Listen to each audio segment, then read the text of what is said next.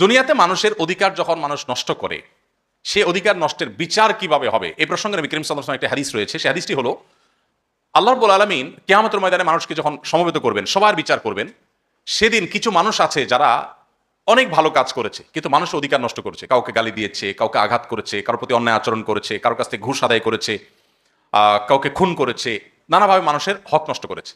এই মানুষটা যিনি অনেক ভালো কাজ করে গেছে, অনেক মানুষ আছে দেখবেন আপনাদের সমাজেও, আমাদের সমাজেও, সব জায়গায় আছে দেখবেন যে একটা সময় খুন খারাপি করতো, বুড়া বয়সে হাজি সাহেব হয়ে গেছে, আছে না?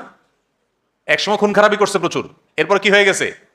লম্বা দাড়ি, জুব্বা, মসজিদ কমিটির সভাপতি সেক্রেটারি, মাহফিল কমিটির সভাপতি সেক্রেটারি, হুজুররাও সবাই মারহাবা মারহাবা দেয়, কারণ সব হুজুরকে হাদিয়া দেয়, দাওয়াত দেয়, খাওয়ায়।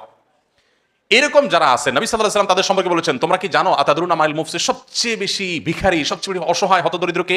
সাহাবীরা বললেন, ইয়া রাসূলুল্লাহ, আমরা তো জানি যার টাকা পয়সা নাই সে হতদরিদ্র। নবীজি বলেছেন, আরে না, সে তো হতদরিদ্র বটে, আমি তাকে মিন করিনি।